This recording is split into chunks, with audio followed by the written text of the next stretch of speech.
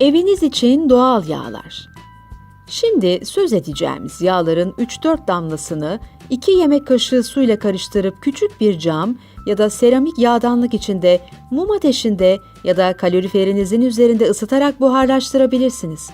Limon yağı. Çalışma odanızda kullanıldığında yorgunluğu alır, tazelik verir. Lavanta yağı.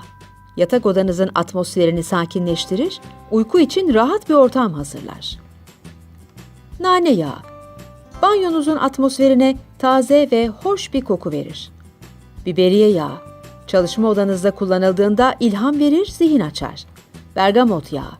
Oturma odanızda kullanıldığında sakinlik verir, iç huzuru sağlar.